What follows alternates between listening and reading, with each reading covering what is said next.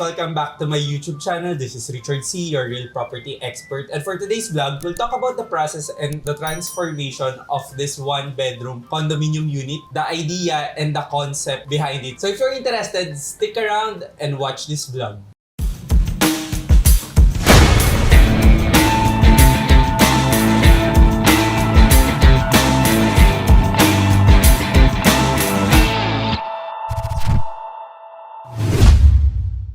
Okay, so today I have with me none other than Engineer Will, the owner and general manager of Masofitout. Hi, Engineer Will. Greet mo naman yung Real Pro viewers natin. Hi, Real Pro viewers. Thank you for having me here. I'm glad to be here talking with none other than Richard. And of course, we're making a content dito na sa one bedroom na Yes. natin. After all the challenges. After all the challenges. So, to start off, could you tell us about your company, Masofitout? We are a company specializing in condominium renovation. So all of our systems, manpower, and specializations or skills doon talaga sa condominium interior renovation. Yun talaga yung parang pinaka-focus nyo, no? Condominium. Yes. We really are into condominium. Yeah, so that's your expertise, your specialty, condominium renovation talaga. Yes, exactly. Okay, let's talk about the process of transforming this one-of-a-kind, one-bedroom condominium. And I'm sure based sa last vlog, madaming nagandahan dito sa transformation na to. But I do know that it wasn't easy. First of all, what was the most challenging part in transforming this condominium unit? Well, I would say the most challenging part of transforming this space is the fact that we renovated this in the midst of pandemic. Oo nga. Diba? Pandemic, oo. Oo, kasi yung nasa momentum na yung team, every supplier has their own schedule ng delivery. But then we have to stop and because of the quarantine and lockdown. Hi guys, we are in the week 2 of transforming this unit. Medyo nag-stop kasi yung construction because of the lockdown and pagtaas ng COVID cases. So hindi siya inalaw ng condominium. So medyo na-stuck siya. Kaya sobrang delayed na nitong condo transformation na to. So that's for the drop ceiling para malagyan ng pin lights. Sa room ceiling naman, parang nakapasok yung pin lights. So yan yung gagawin sa drop ceiling. Then of course, the bathroom. Pinag-iba ko na rin yung tiles. Pero those are premium tiles from the turnover. Kumbaga, renovated na yung CR nung tinurnover siya. Because premium unit nga. Pero not happy with it. So, might as well change it.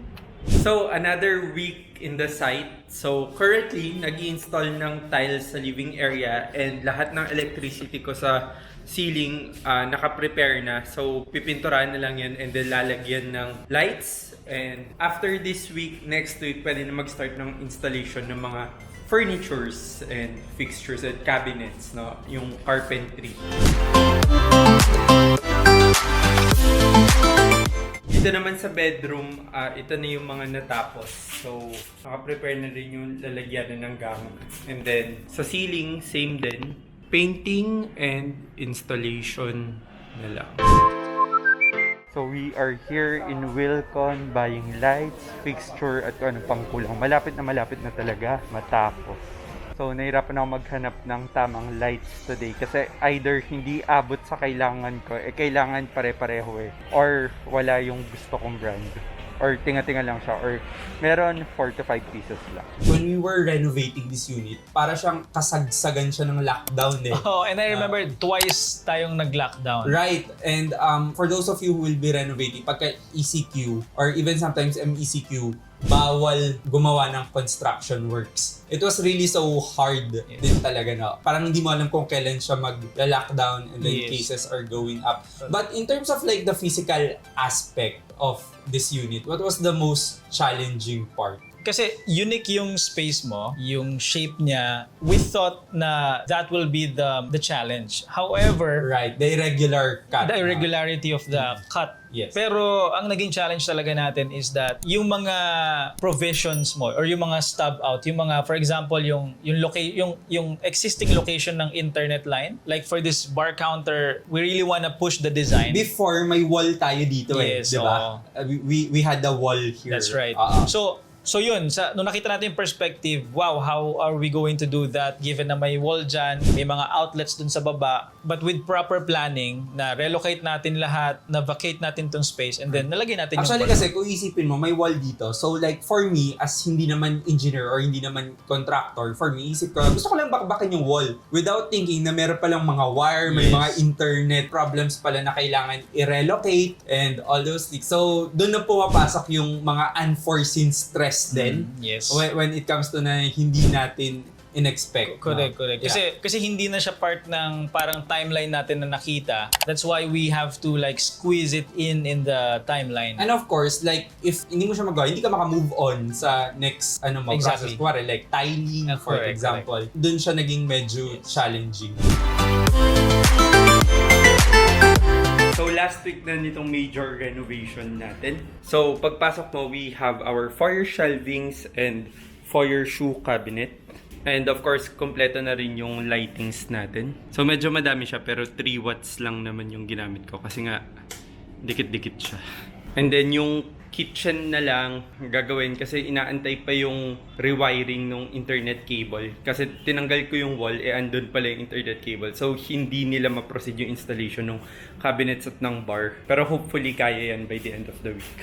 And then bedroom, konting installations na lang din. And then CR, napalitan na yung tiles. So installation na lang din ng mirror, sink, tsaka water closet, shower. Ayan, so I'm so happy na patapos na yung renovation. It's been a stressful process just because nagla-lockdown. So nasa-stop yung renovation. So parang it did feel like forever. So far, happy naman ako and I really can't wait to show you the final outcome.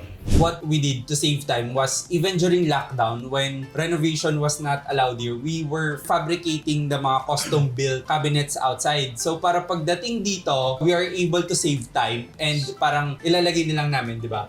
Parang nandun na lang siya. Para siyang modular in a sense for us to be able to save time. Kasi before I had contractors na talagang sa condo sila nagkakat or nagpa-fabricate and naglalaminate. So parang it takes a lot of time. So kahit pa paano, even lockdown, nangyari yun. But I think the problem was the measurement. Like even if like sa elevator, if hindi siya kasha, di ba? Remember? Right, yeah. That's right. Okay guys, week 10 update. Medyo may delay kasi may changes na ginawa. Like yung sa bar, yung bar height niya, masyado palang mataas. So pinapalitan ko yung bar height niya. Pero dito sa bedroom, almost complete na. Dineliver yung mirror, hindi magkasya sa elevator. So walang choice kung hindi kailangan nila i-cut. So binalik muna. Pero as you can see, almost complete na tayo sa project. That's another challenge kasi even if na-measure na namin yung size ng cabinetry natin, pagdating sa actual, meron talagang mga small parts na tumatama dun sa door, sa elevator. We had to like cut it or redo a portion of it. Right. So, yun din yung isipin nyo. One of the advice is like if papafabricate kayo sa labas or custom build, make sure na i-measure nyo yung elevator nyo. Yes. And of course, I think about din yung functionality nung condo, whether like tumatama siya pag nag-open siya. No? But how was it working with me in general? Stressful ba? Or am I, would you describe me as someone very meticulous or, ikaw, how was it working with me? I would describe you as someone who really loves your space. Right. That's right. You really love your space. You really take care of your space. You really own it 100%. I know my space. That's right. And because of that, lagi kang nandyan, you're very hands-on. Siyempre, we also wanna thank you sa pagiging pasensyoso or patient mo. Kasi for sure marami tayong mga ginawa na may mga unforeseen challenges tayo na hinandle. But I've seen how you handle them with patience and understanding. Right. Especially sa timeline, sa output ng trabaho, you give your understanding and patience. I think like even for condominium owners out there who are planning to renovate their space, I think you really have to be very flexible. Kasi like I've renovated a lot of condominium units now. All of my condos were interior design.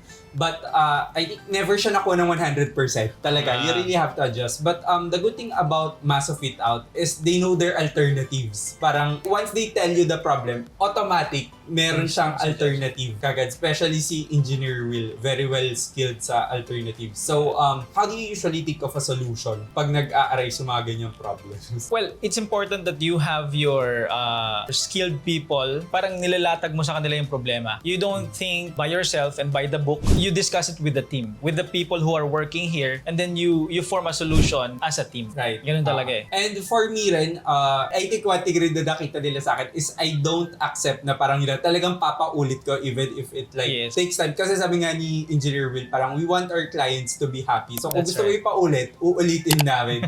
Di ba? Sabi Yes, ko that's sa akin right. That's right. When I was very stressed out kasi hindi siguro ganun yung output na gusto ko. For example, looking at it now and then like looking at this unit, no, kung saan tayo nag-shoot. Actually, like even yung mga nakakita, talagang they were really impressed. Kasi at the end of the day, you can't really do much dito sa condominium na to because paikot siya eh. And then like it's 70% of it's floor to glass ceiling. So parang there's really nothing much to do. So it's very important to really have like a focal space, for example, na ito talaga yung parang magdadala sa unit. For example, I guess like before we end this conversation, like what would you tell our Real Pro viewers who would want to renovate their unit? Like they are having doubts na should I or should I not? For example, what should they remember pag magpaparenovate sila ng unit? For example, siguro first is that we have to accept that renovation is really stressful. Renovation is chaotic, but there are people whom you can rely on. Right. There are people whom you can put your trust into, and they will solve your problems. Another advice is that if you're asking yourself, ipapa-renovate ko ba to o hindi? I would say you have to renovate your space because it's not a one-time expense. It's really an investment, not just for you to have a beautiful space, but for you to have a very comfortable style of living. Another one is for you to have a good or clear mental space. A good space is healing to our bodies. right. So, it's really an investment in so many aspects. Yeah, I think so too. Yun nga, sabi ni Engineer Will, you don't have to be stressed. Of course, as someone who will renovate the unit, gusto mo yung best outcome eh, no? Kaya ka minsan nasa stress. I think you have to be financially ready and you have naman the freedom like whether to select which materials you really want to use. Like, bandang huli, alam na nila yung type ko, alam na nila yung style ko. Like, when they're recommending materials with me, alam na nila kung ano yung i-accept ko at i-declare. So sa mga real pros, ito si Richard sobrang detailed oriented nito. That's why, for example, sabi niya gusto niya ng marble na may haspe. However, ayaw hindi niya makapal yung haspe. Saka na nakakita. Diba? Saka nakakita na in-specify yung haspe. Ganda. Manipis yung haspe niya. Madami pero manipis. So mukha talaga siyang marble na. Correct. Ganda eh. Ang ganda.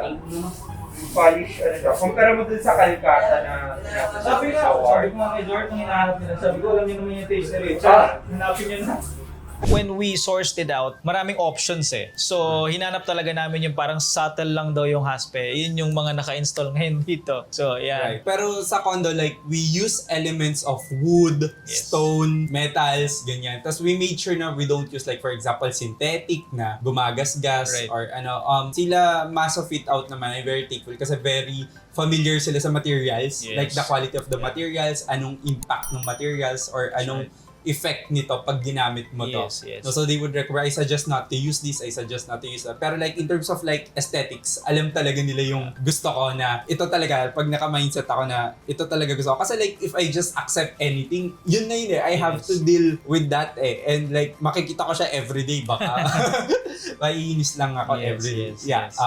Is there a possibility to work on a budget, or like if they want to take your service, like do you have like a minimum amount for them to be able to renovate their unit? How much should they prepare, for example? I would say there's no minimum amount kasi we take services as small as one piece of furniture. Kahit small table, small coffee table, we can do that for you. Renovation is really design driven based sa intent ng owner or ng homeowner. Kung halimbawa gusto niya ng premium materials, the budget will be according to to that intent. Pero kung gusto naman ng owner na medyo maliit yung magastos niya, the budget will follow. So like if maliit lang yung budget ko, like for example, I only have like 150 to 250,000. Ano magagawa nun? Like pwede na ba additional cabinets, which is yung usually kulang sa condominium? Right. Or I would say on a 150,000 budget, konting cabinet lang. If you are on a tight budget but you want na maraming ipagawa, you won't go into building so many storage spaces. Kasi ang mahal talaga ng custom-built cabinets eh. So on a 150,000 budget, it's more of the general works like the painting, the ceiling, and the tiling. But if you will focus on cabinetries, 150 kasi almost 2 piraso lang ng cabinet eh. Closet and undersink cabinet lang yun eh. right. Yung mga iba for sure iniisip lang na mas mura bumili ng cabinet like sa department store Yes. or sa Landmark for example. But then of course, custom built saves you space. A Yes. lot of space in a very limited condominium setup. That's right. No. I would say ang custom built is not a one-time expense, but it's actually an investment. Right. Kasi kaya medyo pricey siya kasi it fits the space, it fits your lifestyle, your usage. You don't have to look at it as a one-time expense na ang mahal. It's really an investment worth to give your money to. Okay. I guess yun lang naman. So again, thank you Masofitout for working with me. You're welcome. So for our Real Pro subscribers who wants to avail of your services, now where can they contact you and how can they avail of your service? They can easily book us at masofitout.com. That's really the first step. And then our project team will engage them via the website. We have social media accounts. They can, start following us sa Instagram and Facebook. We'll just put the website to their link in the description below. So I think you can go there and then like pagpunta nyo sa website, there's 4-step process. Real quick lang ata. That's right. Na for booking. So check nyo na lang. And by the way, don't forget to use the code REALPROS kasi meron kaming special discount sa mga viewers Ayan. lang ni Mr. Richard. Wow, thank you. Exclusive. That's right. Exclusive discount. Yes. So don't forget to use that code REALPROS or you can just tell us na napanood nyo tong vlog na to and we will give you a special discount. Ayan, only for our subscribers. Thank you very much, Masofitout, for that one. I'm sure you'll be helping a lot of condominium owners as well now to beautify their space. That's it, Real Pros. I hope you enjoyed this vlog. I hope you learned a lot. I hope you were inspired to transform your units kasi I'm the one telling you, it's really worth it. Especially ngayong pandemic na we're always inside our homes. So it's very important to really have the most comfortable condominium based on your lifestyle. Yun lang. So thank you very much for watching. Please don't forget to like, don't forget to subscribe, and follow me on my social media accounts. Again, this is Richard C, your real property expert, and I'll see you real soon.